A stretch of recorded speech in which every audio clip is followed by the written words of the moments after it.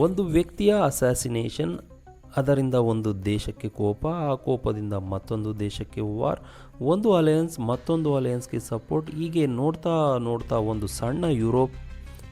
ಸಣ್ಣ European conflict ಇಡೀ world war ಹೇಗೆ ಆಗಿಬಿಡ್ತು. ಆದರೆ ಒಂದು ಪ್ರಶ್ನೆ, ವರ್ಲ್ಡ್ ವಾರ್ 1 ನಿಜವಾಗಿಯೂ ಯಾಕೆ ಶುರುವಾಯಿತು? ಯಾರು ಯಾರ ವಿರುದ್ಧ ಹೋರಾಡಿದ್ರು? ಯಾವ ದೇಶಗಳು ಗೆದ್ದವು? ಮತ್ತು ವರ್ಲ್ಡ್ ವಾರ್ 1 ನಂತರವೇ ವರ್ಲ್ಡ್ ವಾರ್ 2ಗೆ ಹೇಗೆ ದಾರಿ ಸಿದ್ಧವಾಯಿತು? ಇವತ್ತು ವಾರ್ ಎಕ್ಸ್ಪ್ಲೇನ್ನಲ್ಲಿ ಇದನ್ನೆಲ್ಲ ಒಂದು ಸಿಂಪಲ್ ಆಗಿ ಸ್ಟೋರಿ ಥರ ನೋಡೋಣ. ನಮಸ್ಕಾರ ಸ್ನೇಹಿತರೆ, ನಾನು ನಿಮ್ಮ ಮಹಿವೀರ್. ಮೊದಲು ಯುರೋಪ್ ಮ್ಯಾಪ್ ನೋಡೋಣ. ಇದರಲ್ಲಿ 1914ರ ಯುರೋಪನ್ನು ಇಮ್ಯಾಜಿನ್ ಮಾಡಿ. ಇವತ್ತಿನ ಯುರೋಪ್ಗಿಂತ ಆಗಿನ ಪೊಲಿಟಿಕಲ್ ಮ್ಯಾಪ್ ತುಂಬ ಡಿಫ್ರೆಂಟ್ ಆಗಿತ್ತು. ಯುರೋಪ್ನಲ್ಲಿ ದೊಡ್ಡ ಎಂಪೈರ್ಸ್ ಇದ್ದವು. ಅವುಗಳು ಯಾವಂದರೆ German empire, Austro Hungarian empire, Russian empire, Ottoman empire. ಮತ್ತೊಂದು ಕಡೆ ಬ್ರಿಟನ್ ಮತ್ತು ಫ್ರಾನ್ಸ್ ಕೂಡ ತುಂಬ ಪವರ್ಫುಲ್ ಕಂಟ್ರೀಸ್ ಆಗಿದ್ವು. ಈ ಕಂಟ್ರೀಸ್ ನಡುವೆ ಆಲ್ರೆಡಿ ಕಾಂಪಿಟೇಷನ್ ಇತ್ತು. ಯಾರು ಪವರ್ಫುಲ್, ಯಾರಿಗೆ ಹೆಚ್ಚು ಕಾಲೋನೀಸ್ ಮತ್ತು ಯಾರ ಮಿಲಿಟ್ರಿ ಸ್ಟ್ರಾಂಗ್. ಈ ಕಾಂಪಿಟೇಷನ್ ಸ್ಲೋಲಿ ಟೆನ್ಷನ್ಗೆ ತಿರುಗ್ತು. ವಾರ್ಗೆ ಮುಂಚೆ ಯುರೋಪ್ನಲ್ಲಿ 4 ದೊಡ್ಡ ಪ್ರಾಬ್ಲಮ್ಸ್ ಇದ್ವು. ಅವು ಯಾವಂದರೆ, ವರ್ಲ್ಡ್ ವಾರ್ 1 ಒಂದೇ ಕಾರಣದಿಂದ ಶುರುವಾಗಲಿಲ್ಲ. 4 ಮೇಜರ್ ಫ್ಯಾಕ್ಟರ್ ಇದ್ವು. ಅವುಗಳು ಯಾವಂದರೆ, ಒಂದು ಮಿಲಿಟರಿಸಮ್. ಕಂಟ್ರೀಸ್ ತಮ್ಮ ಮಿಲಿಟ್ರಿ ಪವರ್ ಹೆಚ್ಚಿಸ್ತಿದ್ವು. ಆರ್ಮಿ ದೊಡ್ಡದಾಗ್ತಿತ್ತು, ನೇವಿ ದೊಡ್ಡದು, ವೆಪನ್ಸ್ ಹೆಚ್ಚಾಗ್ತಿದ್ವು. ಇದರಿಂದ ಕಂಟ್ರೀಸ್ ನಡುವೆ ಫಿಯರ್ಸ್, ಟೆನ್ಷನ್ ಹೆಚ್ಚಾಗುತ್ತೆ. ಇನ್ನು ಎರಡನೇದೇನೆಂದರೆ ಅಲಯನ್ಸ್. ಇದು ತುಂಬ ಇಂಪಾರ್ಟೆಂಟ್ ಕಾನ್ಸೆಪ್ಟು. ಅಲಯನ್ಸ್ ಅನ್ನೋದು ಯುರೋಪ್ 2 ಮೇಜರ್ ಅಲಯನ್ಸ್ ಗ್ರೂಪ್ ಆಗಿ ಡಿವೈಡ್ ಆಗಿತ್ತು. ಒಂದು ಸೈಡು ಬ್ರಿಟನ್ನು, ಫ್ರಾನ್ಸು ಮತ್ತು ರಷ್ಯಾ ಇದ್ದರೆ, ಇದನ್ನು ಬ್ರಾಡ್ಲಿ ಟ್ರಿಪಲ್ ಎಂಟೆಟೆ ಎಂದು ಕರೆಯಲಾಗ್ತಿತ್ತು. ಮತ್ತೊಂದು side Germany, Austria Hungary, Italy ಇದ್ವು. ಇದನ್ನು ಟ್ರಿಪಲ್ ಅಲಯನ್ಸ್ ಅಂತ ಕರೀತಿದ್ರು. ಆದರೆ ಒಂದು ಇಂಪಾರ್ಟೆಂಟ್ ಪಾಯಿಂಟು, ಇಟಲಿ ಅನಂತರ ಸೆಂಟ್ರಲ್ ಪವರ್ ಜೊತೆ ಉಳಿಲಿಲ್ಲ. 1915ರಲ್ಲಿ ಅಲೈಸ್ ಕಡೆ ಇದು ಟರ್ನ್ ಆಗುತ್ತೆ. ಅಂದರೆ ಒಂದು ಕಂಟ್ರಿಗೆ ಪ್ರಾಬ್ಲಮ್ ಬಂದರೆ ಅದರ ಅಲೈಸ್ ಕೂಡ ಕನ್ಫ್ಲಿಕ್ಟ್ಗೆ ಎಂಟರ್ ಆಗುವ ಪಾಸಿಬಿಲಿಟೀಸ್ ಇತ್ತು. ಅಂದರೆ ಒಂದು ದೇಶದ ಮೇಲೆ ಅಟ್ಯಾಕ್ ಮಾಡಿದ್ರೆ ಇನ್ನೊಂದು ದೇಶ ಸಪೋರ್ಟ್ ಮಾಡಲೇಬೇಕಾಗಿತ್ತು. ತನ್ನ ಮೇಲೆ ದಾಳಿ ಮಾಡ್ತಿದೆ ಅನ್ನೋ ರೀತಿಲಿ ಸಪೋರ್ಟ್ ಮಾಡಬೇಕಿತ್ತು. ಇದು ಒಂದು ಸ್ಮಾಲ್ ಫೈರ್ ದೊಡ್ಡ ಫೈರ್ ಆಗಲು ಪರ್ಫೆಕ್ಟ್ ಸೆಟಪ್ ಆಗಿತ್ತು. ಯಾವುದು? ಅಲಯನ್ಸ್. ಇನ್ನು ಮೂರನೇದು ನ್ಯಾಷನಲಿಸಮ್. ಇನ್ನೊಂದು ಮೇಜರ್ ಫ್ಯಾಕ್ಟರ್ ಏನಂದರೆ ನ್ಯಾಷನಲಿಸಮ್. ಯುರೋಪ್ನ ಹಲವು ಪ್ರದೇಶಗಳಲ್ಲಿ ಜನರು ತಮ್ಮದೇ ನೇಷನ್ ಬೇಕು ಅಂತ ಬಯಸ್ತಿದ್ರು. ವಿಶೇಷವಾಗಿ ಬಾಲ್ಕನ್ ರೀಜನ್ ತುಂಬ ಅನ್ಸ್ಟೇಬಲ್ ಆಗಿತ್ತು. ಸರ್ಬಿಯಾ ಸೇರಿದಂತೆ ಹಲವು ಸ್ಲಾವಿಕ್ ನ್ಯಾಷನಲಿಸ್ಟ್ ಮೂವ್ಮೆಂಟ್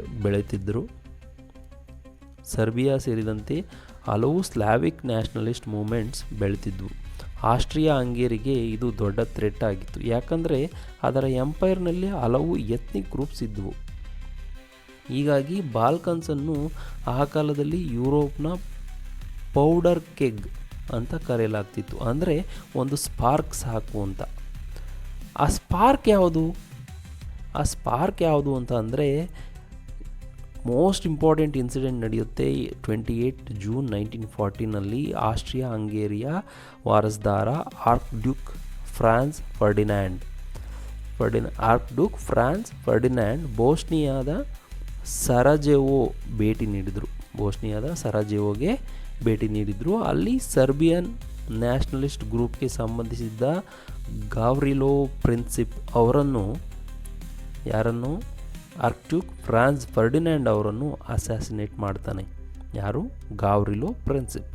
ಇದು ದೊಡ್ಡ ಟರ್ನಿಂಗ್ ಪಾಯಿಂಟ್ ಆಗುತ್ತೆ. ಆಸ್ಟ್ರಿಯಾ ಹಂಗೇರಿಯ ಸರ್ಬಿಯಾ ಮೇಲೆ ಕಠಿಣ ಆ್ಯಕ್ಷನ್ ತೆಗೆದುಕೊಳ್ಳಲು ನಿರ್ಧರಿಸುತ್ತೆ. ಇನ್ನು ಹೇಗೆ ಅಲಯನ್ಸ್ ಸಿಸ್ಟಮ್ ಆ್ಯಕ್ಟಿವೇಟ್ ಆಗುತ್ತೆ ಅಂತಂದರೆ, ಇಲ್ಲಿ ಸ್ಟೋರಿ ಇಂಟ್ರೆಸ್ಟಿಂಗ್ ಆಗ್ತಾ ಹೋಗ್ತದೆ. ಆಸ್ಟ್ರಿಯಾ ಹಂಗೇರಿ ಸರ್ಬಿಯಾ ವಿರುದ್ಧ ವಾರ್ ಡಿಕ್ಲೇರ್ ಮಾಡ್ತದೆ. ಸರ್ಬಿಯಾಗೆ ರಷ್ಯಾ ಸಪೋರ್ಟ್ ಮಾಡಿದ್ರೆ ರಷ್ಯಾ ತನ್ನ ಮಿಲಿಟ್ರಿನ ಮೊಬಿಲೈಸ್ ಮಾಡುತ್ತೆ. ಜರ್ಮನಿ ಆಸ್ಟ್ರಿಯಾ ಹಂಗೇರಿಗೆ ಸಪೋರ್ಟ್ ಮಾಡುತ್ತೆ. ಜರ್ಮನಿ ರಷ್ಯಾ ವಿರುದ್ಧ ವಾರ್ ಡಿಕ್ಲೇರ್ ಮಾಡುತ್ತೆ. ನಂತರ ಜರ್ಮನಿ ಫ್ರಾನ್ಸ್ ವಿರುದ್ಧವೂ ವಾರ್ ಡಿಕ್ಲೇರ್ ಮಾಡುತ್ತೆ. ಜರ್ಮನಿ ಫ್ರಾನ್ಸ್ ತಲುಪಲು ನ್ಯೂಟ್ರಲ್ ಬೆಲ್ಜಿಯಂ ಮೂಲಕ ಅಡ್ವಾನ್ಸ್ ಮಾಡುತ್ತೆ ತನ್ನ ಮಿಲಿಟ್ರಿನ. ಬ್ರಿಟನ್ನು ಬೆಲ್ಜಿಯಂ ನ್ಯೂಟ್ರಲಿಟಿ ವೈಲೇಷನ್ ನಂತರ ಜರ್ಮನಿ ವಿರುದ್ಧ ವಾರ್ಗೆ ಎಂಟರ್ ಆಗುತ್ತೆ. ಹೇಗೆ ಅಲಯನ್ಸ್ ಸಿಸ್ಟಮ್ ವರ್ಕ್ ಆಗುತ್ತೆ ಅಂದರೆ ಹೀಗೆ ಬ್ರಿಟನ್ ಬರುತ್ತೆ, ಬ್ರಿಟನ್ ಎಲ್ಲೋ ಇತ್ತು, ಫ್ರಾನ್ಸ್ ತಲುಪಲು ಜರ್ಮನಿ ನ್ಯೂಟ್ರಲ್ ಬೆಲ್ಜಿಯಂ ಮೂಲಕ ಅಡ್ವಾನ್ಸ್ ಮಾಡ್ತದೋ ಆಗ ಬ್ರಿಟನ್ ಎಂಟರ್ ಆಗುತ್ತೆ ವಾರ್ಗೆ. ಯಾರು ಯಾರ ಜೊತೆ ಇದ್ದಾರೆ ಈಗ ಈಸಿಯಾಗಿ ನೋಡೋಣ. ಸೆಂಟ್ರಲ್ ಪವರ್ಸ್ ಬಂದು Germany, Austria Hungary, Ottoman empire, Bulgaria, ಇದು ಸೆಂಟ್ರಲ್ ಪವರ್ಸ್. ಇನ್ನು ಅಲೈಡ್ ಪವರ್ಸ್ ಬಂದು Britain, France, Russia, Italy and United States. ಲೇಟರಲ್ಲಿ ಜಾಯ್ನ್ ಆಗಿದ್ದು ಯುನೈಟೆಡ್ ಸ್ಟೇಟ್ಸು 1917. ಓಕೆ, ಇನ್ನು ಈ ವಾರ್ನಲ್ಲಿ ಒಂದು ಸ್ಪೆಷಲ್ ವಾರ್ಫೇರ್ ಇದೆ, ಅದೇನೆಂದರೆ ಟ್ರೆಂಚ್ ವಾರ್ಫೇರು.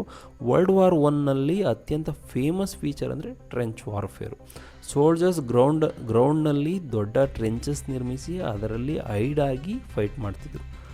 ಒಂದು ಟ್ರೆಂಚ್ನಿಂದ ಮತ್ತೊಂದು ಟ್ರೆಂಚ್ವರೆಗೆ ಓಪನ್ ಗ್ರೌಂಡ್ ಇರ್ತಿತ್ತು, ಅದನ್ನು ಕ್ರಾಸ್ ಮಾಡೋದು ಎಕ್ಸ್ಟ್ರೀಮ್ಲಿ ಡೇಂಜರಸ್ ಆಗಿತ್ತು. And machine guns, artillery, barbed wires ಇವೆಲ್ಲ ಬ್ಯಾಟಲ್ ಫೀಲ್ಡ್ನಲ್ಲಿ ಮಾಸಿವ್ ಕ್ಯಾಸುಯಾಲಿಟೀಸ್ಗೆ ಕಾರಣವಾಗ್ತಿದ್ವು. ವಾರ್ ಕೆಲ ತಿಂಗಳುಗಳಲ್ಲಿ ಮುಗಿಯುತ್ತದೆ ಎಂದು ಹಲವರು ಅಂದ್ಕೊಂಡಿದ್ರು, ಆದರೆ ವಾರ್ 4 ವರ್ಷಗಳ ಕಾಲ ನಡೆಯಿತು. ಇನ್ನು ಈ ವಾರ್ನಲ್ಲಿ ಏನಂದರೆ ವೆಪನ್ಸ್ ಹೇಗೆ, ಅದರಲ್ಲೂ ನ್ಯೂ ವೆಪನ್ಸ್ ಹೇಗೆ ಪ್ರಾಮುಖ್ಯತೆ ವಹಿಸ್ತವೆ ಅಂತಂದರೆ, ವರ್ಲ್ಡ್ ವಾರ್ ಒನ್ನಲ್ಲಿ ಒಂದು ಮೇಜರ್ ಟೆಕ್ನಾಲಜಿಕಲ್ ಟರ್ನಿಂಗ್ ಪಾಯಿಂಟ್ ಕೂಡ ಏನಂದರೆ ವೆಪನ್ಸ್. ಈ ಯುದ್ಧದಲ್ಲಿ ಮಾಡರ್ನ್ ವಾರ್ಫೇರ್ನಲ್ಲಿ ಹಲವು ಟೆಕ್ನಾಲಜೀಸ್ ದೊಡ್ಡ ಸ್ಕೇಲ್ನಲ್ಲಿ ಬಳಸಲ್ಪಡ್ತವೆ. ಅದರಲ್ಲಿ ಯಾವುವು ಅಂದರೆ machine guns, tanks, aircraft, submarines, chemical weapons. ಇವು ಬ್ಯಾಟಲ್ ಫೀಲ್ಡನ್ನು ಕಂಪ್ಲೀಟ್ಲಿ ಚೇಂಜ್ ಮಾಡ್ತವೆ. ಆದರೆ ಟೆಕ್ನಾಲಜಿ ಅಡ್ವಾನ್ಸ್ ಆದಂತೆ ಕ್ಯಾಸುಯಾಲಿಟೀಸ್ ಕೂಡ ಜಾಸ್ತಿ ಆಗ್ತಾ ಹೋಗ್ತವೆ. ಇನ್ನು ರಷ್ಯಾ ಯಾಕೆ ವಾರ್ನಿಂದ ಹೊರಬಂತು? ಲೇಟರು ರಷ್ಯಾ ವಾರ್ನಿಂದ ಹೊರ ನಡೆಯುತ್ತೆ. ರಷ್ಯಾ ವಾರ್ನಿಂದ ಹೊರ ನಡೆಯುತ್ತೆ. ಇದು ತುಂಬ ಇಂಪಾರ್ಟೆಂಟ್. ರಷ್ಯಾ ವರ್ಲ್ಡ್ ವಾರ್ ಒನ್ನಲ್ಲಿ ಅಲೈಸ್ ಸೈಡ್ ಇರುತ್ತೆ, ಆದರೆ ರಷ್ಯಾದಲ್ಲಿ ಇಂಟರ್ನಲ್ ಪ್ರಾಬ್ಲಮ್ ಹೆಚ್ಚಾಗುತ್ತೆ. 1917ರಲ್ಲಿ ರಷ್ಯನ್ ರೆವಲ್ಯೂಷನ್ ನಡೀತದೆ. ಟ್ಸಾರ್ ನಿಕೋಲಸ್ II ಅವ್ರನ್ನ ಕೆಳಗಿಳಿಸ್ತಾರೆ. ನಂತರ ಬಾಲ್ಸೆವಿಕ್ಸ್ ಪವರ್ಗೆ ಬರ್ತಾರೆ.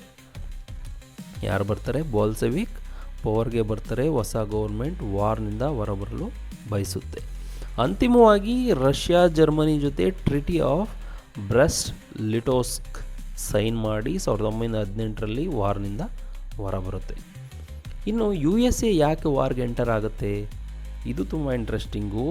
USA ಆರಂಭದಲ್ಲಿ ನ್ಯೂಟ್ರಲ್ ಆಗಿರುತ್ತೆ, ಆದರೆ ಜರ್ಮನಿ ಅನ್ರೆಸ್ಟ್ರಿಕ್ಟೆಡ್ ಸಬ್ಮರೈನ್ ವಾರ್ಫೇರ್ ನಡೆಸುತ್ತೆ. ಮತ್ತೊಂದು ಫೇಮಸ್ ಇನ್ಸಿಡೆಂಟ್ ಅಂದರೆ ಜಿಮ್ಮರ್ಮನ್ ಟೆಲಿಗ್ರಾಮ್. ಜರ್ಮನಿ ಮೆಕ್ಸಿಕೋಗೆ US ವಿರುದ್ಧ ಅಲಯನ್ಸ್ ಬಗ್ಗೆ ಪ್ರಪೋಸಲ್ ಕಳಿಸುತ್ತೆ. ಈ ಡೆವಲಪ್ಮೆಂಟ್ಸ್ ನಂತರ USA 1917ರಲ್ಲಿ ಜರ್ಮನಿ ವಿರುದ್ಧ ವಾರ್ಗೆ ಎಂಟರ್ ಆಗುತ್ತೆ. ಅಮೆರಿಕ ಎಂಟ್ರಿ ಅಲೀಸ್ಗೆ ಸಿಗ್ನಿಫಿಕೆಂಟ್ ಅಡ್ವಾಂಟೇಜ್ ನೀಡುತ್ತೆ. 1918ರಲ್ಲಿ ವಾರ್ ಹೇಗೆ ಮುಗಿಯುತ್ತೆ? 1918ರಲ್ಲಿ ಸೆಂಟ್ರಲ್ ಪವರ್ಸ್ ಪೊಸಿಷನ್ ದುರ್ಬಲವಾಗುತ್ತಾ ಹೋಗ್ತದೆ. ಜರ್ಮನಿನಲ್ಲಿ ಇಂಟರ್ನಲ್ ಅನ್ರೆಸ್ಟ್ ಜಾಸ್ತಿ ಆಗ್ತದೆ. ಅಂತಿಮವಾಗಿ 11 ನವೆಂಬರ್ 1918ರಲ್ಲಿ ಜರ್ಮನಿ ಆರ್ಮಿಸ್ಟೈಸ್ನ ಒಪ್ಕೊಳ್ಳುತ್ತೆ. ಇದರೊಂದಿಗೆ ಫೈಟಿಂಗ್ ಸ್ಟಾಪ್ ಆಗುತ್ತೆ. ವರ್ಲ್ಡ್ ವಾರ್ ಒನ್ ಮುಗಿಯುತ್ತೆ. ಇನ್ನು ಟ್ರಿಟಿ ಆಫ್ ವರ್ಸೈಲ್ಸ್. ಆದರೆ ವಾರ್ ಮುಗಿದ ನಂತರ ಪೀಸ್ ನೆಗೋಷಿಯೇಷನ್ ಶುರುವಾಗುತ್ತೆ. 1919ರಲ್ಲಿ ಟ್ರಿಟಿ ಆಫ್ ವರ್ಸೈಲ್ಸ್. ಈ ಟ್ರಿಟಿಯಲ್ಲಿ ಜರ್ಮನಿ ಮೇಲೆ ಸಿವಿಯರ್ ಕಂಡೀಷನ್ಸ್ ಏರಲಾಗುತ್ತೆ. ಜರ್ಮನಿ ಟೆರಿಟರಿ ಕಳ್ಕೊಳ್ಳುತ್ತೆ, ಮಿಲಿಟರಿ ರೆಸ್ಟ್ರಿಕ್ಷನ್ಸ್ ಎದುರಿಸಬೇಕಾಗುತ್ತೆ, ರಿಫರೇಷನ್ ಪಾವತಿಸಬೇಕಾಗುತ್ತೆ. ವಾರ್ ರೆಸ್ಪಾನ್ಸಿಬಿಲಿಟೀಸ್ಗೆ ಸಂಬಂಧಿಸಿದ ಆರ್ಟಿಕಲ್ 231 ಒಪ್ಕೋಬೇಕಾಗುತ್ತೆ. ಇದರ ಪರಿಣಾಮ ಜರ್ಮನಿಯಲ್ಲಿ ರೆಸೆಂಟ್ಮೆಂಟ್ ಮತ್ತು ಎಕನಾಮಿಕ್ ಆರ್ ಪೊಲಿಟಿಕಲ್ ಇನ್ಸ್ಟೆಬಿಲಿಟಿ ಜಾಸ್ತಿ ಆಗುತ್ತೆ. ಇದು ಮುಂದೆ ವರ್ಲ್ಡ್ ವಾರ್ 2ಗೆ ದಾರಿ ಮಾಡಿಕೊಟ್ಟ ಪ್ರಮುಖ ಬ್ಯಾಕ್ಗ್ರೌಂಡ್ ಫ್ಯಾಕ್ಟರ್ಗಳಲ್ಲಿ ಒಂದಾಗುತ್ತೆ. ಇನ್ನು ವರ್ಲ್ಡ್ ವಾರ್ ಒನ್ನ ಕಾನ್ಸಿಕ್ವೆನ್ಸಸ್ ಏನು?